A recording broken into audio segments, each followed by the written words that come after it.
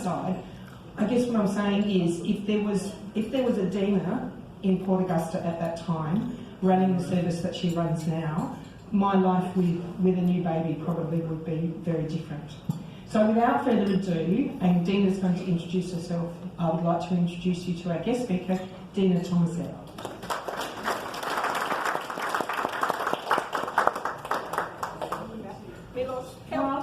No, you do right. Just yell. Don't ask me.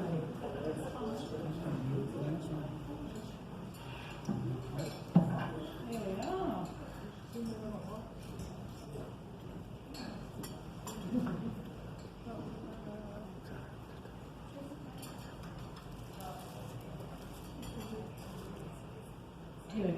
Here we are.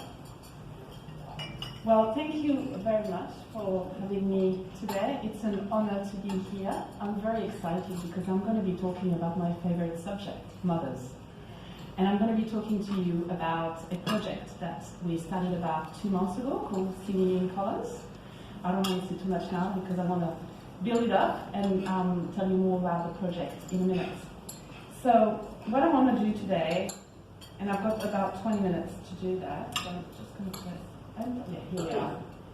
So here's the overview of the presentation for today. So I'm going to tell you a little bit about Villagehood Australia, and then we're going to talk about migrant mothers. I've got an accent, as you can hear. I'm one of those who have migrated to Australia, and I want to talk to you about that in more depth. And then I want to tell you about a unique opportunity that we have at Villagehood Australia charity, something that we can do that can support migrant mothers better. And this is Singing in Colours, which will also talk in more details. And then I will finish the presentation with ways in which you can help us, and we'll open the floor to questions and answers. So hopefully I can do that in now 19 minutes.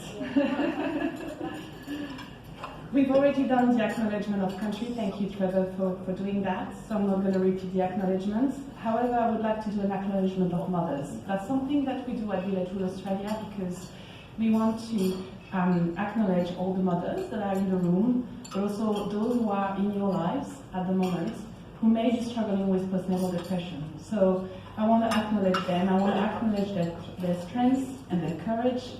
And I want to say that what they're going through is real, and I know that because I've gone through it myself, and it can be very tough. But their resilience in showing up, both for themselves and for the little ones that are depending on them, is remarkable, and it doesn't go unnoticed. It takes tremendous bravery to face each day, and even in their or your hardest moments, they are an inspiration to us all. They are not alone, and their journey is deeply valued. So I am Dinah Thomasset, and I like to call myself a nomadic woman. I lived in different countries. I was born and raised in Casablanca, Morocco, and I moved to France when I was 9. My dad is French, my mom is Moroccan, hence the French accent, with a little twist, little Moroccan twist. And I studied in the US, in Canada, and then worked in London for 5 years before migrating to Australia in January 2011. I landed in beautiful Sydney and then moved to Adelaide about 8 years ago. I am married to my Noongar man, and I'm deeply connected to his culture. I am a mother of 2 beautiful children, Maiva and Noah, who are Indigenous Australian, Moroccan, and French. That's diversity for you. I am a survivor of both postnatal depression and suicidal feelings. I am the founder of Villagehood Australia and the creator of mother-centric peer support programs. I like to call myself a lived experience leader. So let me tell you a little bit about Villagehood Australia. So Villagehood Australia has been a safety net for mothers since 2020. We launched the charity in March 2020, 1 week before the global pandemic. Best time ever. We stand as the only registered charity in South Australia that focused on mother-centric peer support during the early years of parenting, which is the 0 to 5 years old. Our approach is grounded in the understanding that the mental well-being of mothers directly impacts their ability to form secure attachment with their children, which is critical in the early years for the children. That secure attachment is everything to them, and we need to ensure that we protect that relationship in the early years so the children can thrive. And it's important for us to nurture that environment for our children in those early years. The impact of postnatal depression has a very negative effect on the child development. This is a graphic that we created based on decades of research, and the research is telling us that postnatal depression in mothers can hold significant impacts on the child's development from preconception, so when the baby is in the womb, into adulthood. And what you can see on the graph is a mother that is struggling with postnatal depression will have an impact on the development of the child. So when you see a child acting out, whether it's in the early years or in the school years, there may be many reasons for that, but one of the reasons could be that the mother was unable to form a secure relationship with her child during the early years. It's not that she didn't want to, it's just that she couldn't or she wasn't able to. Because when you are in a dark hole, like I was, it is very difficult to connect to self and even more difficult to connect to a baby. So at Villagehood Australia, we want to break that cycle of postnatal depression by prioritizing on mothers' well-being. So what is key is really to focus on early intervention and the implementation of comprehensive support system, or a cocoon if you want to call it, that address mental health needs while also equipping mothers with parenting tools to help her navigate through those early years, which can be very hard, especially when the baby hits the 2 years mark and start having tantrums. We know from research, and again there is decades of research showing that and confirming that peer support is a preventative way to treat postnatal depression, and it's also a very cost-effective solution. So we know in some cases that peer support can treat postnatal depression. We know that it can help prevent it, but also it is cost-effective. So on average, when you think about it, the cost of a program per mom, an 8-week program per mom, is about $450. And we know that within those 8 weeks, we can help prevent postnatal depression and in some cases treat it, versus $6,000 for a bed stay of 3 weeks minimum.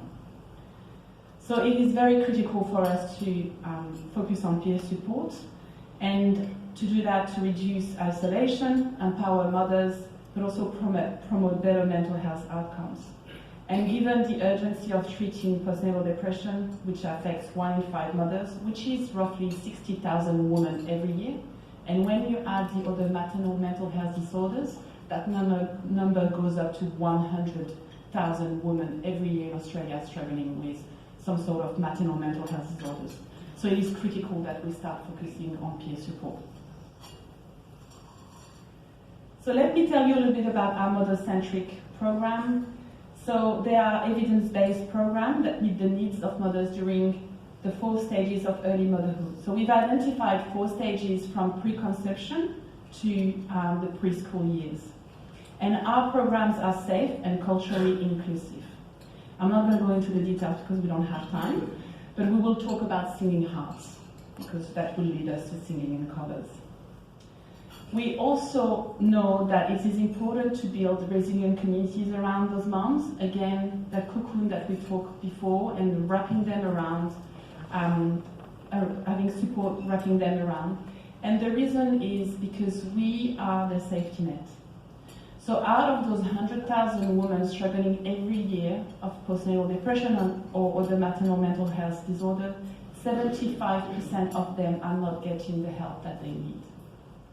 So we are here to catch them when they fall. So this is very important that we build those resilient communities around them. And at Villagehood Australia, we organize a variety of events every year.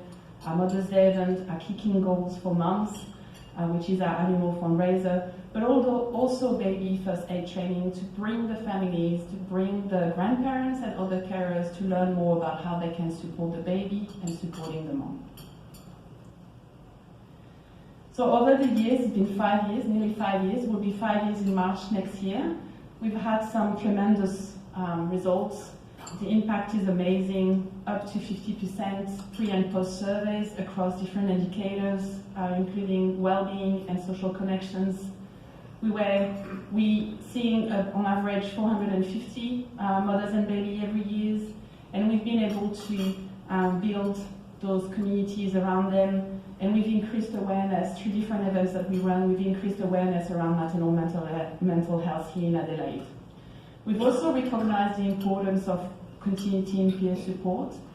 So looking at the data, when a mother attends more than one program, the impact is even greater. So it's very important for them to attend as many programs as they can with us, because we provide them with that toolkit that will help her navigate those hard days. We've got a number of testimonials, which I'm not going to read to you, but the one that I want to read to you is the last one on the list, from a 3 years old. We were able to extract that testimonial from her, and she said, "I like playing and singing with mom. She is happy and makes me happy." And I think that's everything that we do at Villagehood, and the reason why we do that is to protect that relationship and to ensure that our children are thriving. And so, when a mother is happy, baby and child is happy, and that's what matters the most.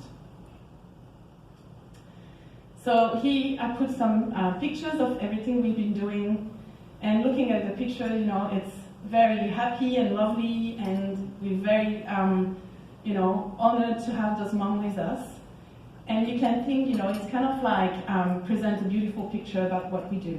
However, the data is telling us that, is showing us or presenting us the different pictures for migrant mothers. So migrant mothers represent 35 to 40% of our community. And when looking at the data, I'm a bit of a data nerd. When looking at the data pre and post, I realized that migrant mothers, although they benefited from the programs and their impact was very positive pre and post, their experience were not as transformative as those of non-migrant mothers. And as a migrant mother, I have to question myself, what did I miss here? And there's something that is not working, and at that time, I didn't know what I was. So I decided to investigate, as you do, and I used a very targeted approach or methodology to investigation, because we are a grassroots charity and we have limited time and resources and funding. So what I did is that I conducted in-depth interview with migrant mothers from Romania, Paraguay, Brazil, Palestine, and China.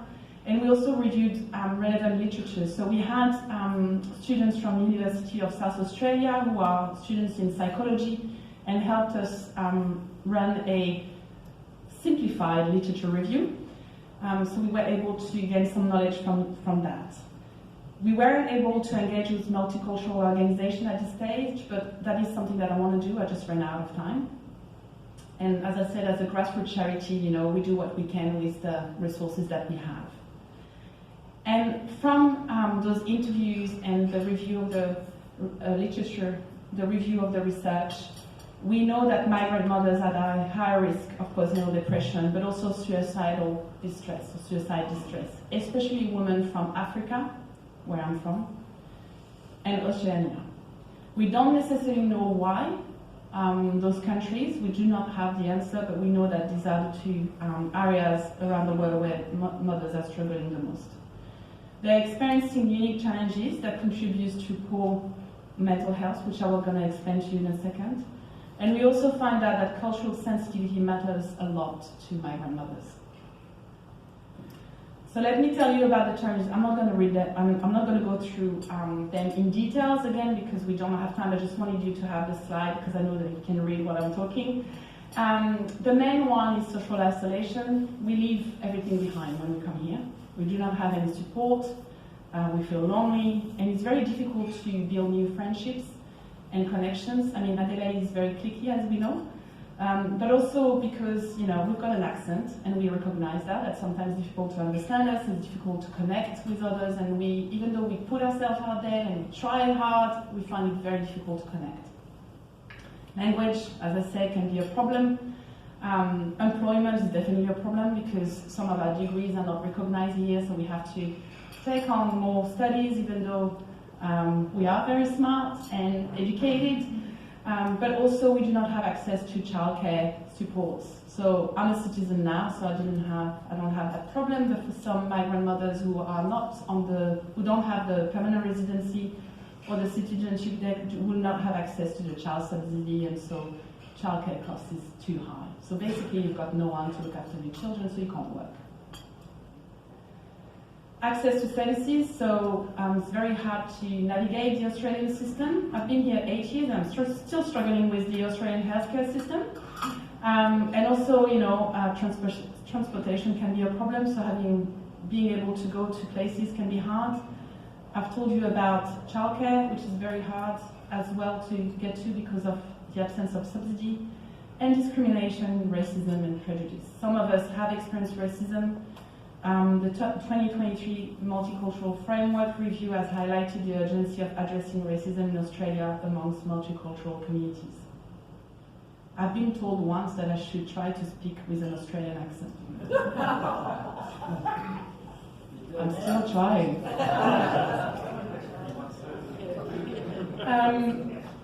The other challenges that migrant mothers may face, balancing cultural identity. So it is very hard because we have a belief system back there. And so when you come here, you kind of have to re-educate yourself and start believing in new things, which can be quite difficult and create that identity crisis almost. So that can lead to poor mental health. We've got limited knowledge of rights and supports. I still do.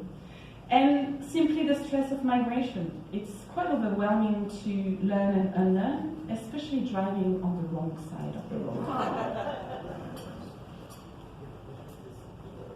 So cultural sensitivity really matters to us for a couple of reasons. One is that research is showing us that culturally informed programs enhance the effectiveness of mental health intervention, but also migrant mothers are more likely to engage if we know that our cultural values are going to be understood and respected.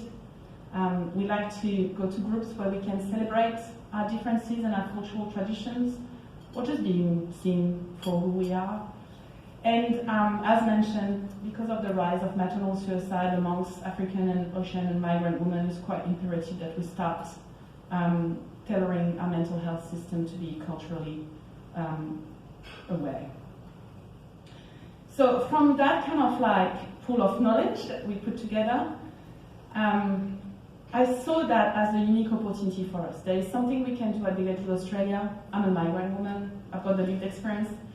And so I decided that we needed to transform our program. It's been 5 years, about time. So from moving from being culturally inclusive, which we have been since day one, to being culturally responsive. And what that means is that we go beyond inclusion. And we focus on understanding, respecting, but most importantly, adapting to the specific cultural needs, values, and practices of migrant mothers. And we need to focus on tailoring our services and programs to be sensitive and relevant to them. And this is where Singing Hearts and Colours came about. So this is a project, not just a program. And what I intend to do is to create or build a peer-led culturally responsive program and test Singing Hearts as our pilot program. So we want to develop that peer-led culturally responsive framework that will help us adapt our existing peer support programs and serve as a blueprint for future initiative or peer-led initiatives. And we will pilot test this framework using our most popular program, Singing Hearts, which will evolve into Singing in Colours. This is just a concept name at this point. I don't know how it's going to be called, but the project will help us decide that. So I did create a little graph there, a little schematic there, but really what we're trying to do is to move in from being culturally inclusive to being culturally responsive. So what we will do is that we will co-design with migrant mothers and the community. So as a lived experience leader, my role is not to have the answer, but is to lead us and facilitate a process of co-designing with migrant mothers, non-migrant and First Nation mothers to basically find the answers together. The focus will be to identify the gaps and co-create solutions with them, and this will ensure that our programs reflect the needs of those mothers. 3 simple steps. I like simplicity for cultural responsiveness. So first we'll identify the gap, then we'll co-design, and then finally step 3, we'll pilot, gather feedback and adjust as we see fit. But we need to start with the end in mind. So I've established the project statement for this, and as explained, the Singing in Colours project is about co-designing a peer-led cultural responsive framework and singing program that brings together migrant, non-migrant and First Nations mothers. And I guess by providing a space for cultural exchange through the project, we will allow mothers who are part of this project to feel seen, to feel valued, and that will in turn support their mental well-being. So you've got the end in mind, which is the destination, and then there's the journey to get there, which is, the co-design process. And basically by doing both, we know that this will really enhance the well-being of those who will be part of this project. We've got 2 proposed co-design approaches. My preferred approach will be an academic one, still peer-led, but that will allow us to basically create something that will be ethics approved and scalable and sustainable, because the point is not to create something just for Villagehood Australia, it's to add to whoever is willing to support mothers through peer support program and build a framework that I can use. So there's many ways you can help us. First, you can invest in maternal mental health, and Villagehood Australia provides a unique opportunity to address both maternal and child well-being simultaneously. And that way we ensure that every Australian family feels seen, supported and empowered. So you can fund the project, if you've got the means to, introduce us to funders, help us raise funds, but also join the Singing in Colour project if you'd like to pro bono to support us through our journey. And thank you, 21 minutes.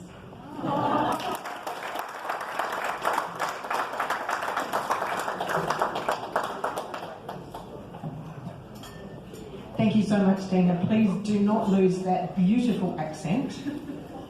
No, absolutely.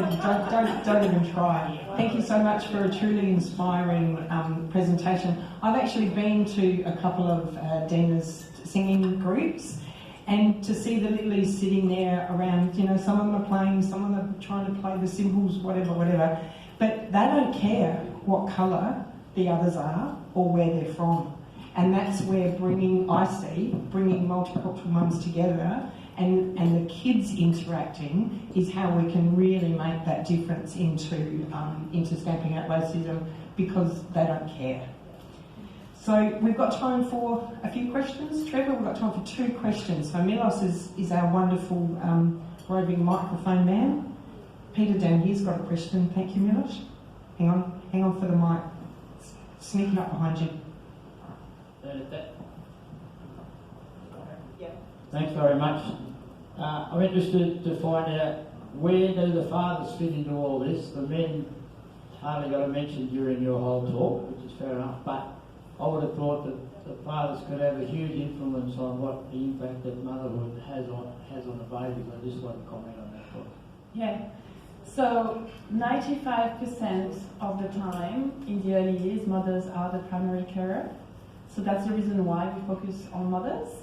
Having said that, we are also very inclusive of the dads, and in my view, the dads are part of that community, those communities and resilient communities that we build around the mothers, and they can help really support the mothers. But the only reason why we focus on the moms is because of that stats. Also because we're grassroots and we don't have a lot of funding, so we have to make some decisions on who we're going to support first. And that doesn't mean we had a dad coming to our programs, and they're more than welcome, especially dads who are the primary carers. So there's some instances where dad will look after the child whilst mom is at work, so that happens.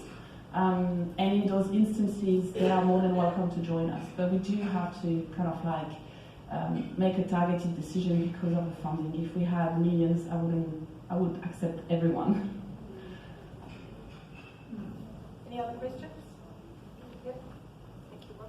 Mike's on his way. And Milos. 53 years ago, sorry, 53 years ago I became father.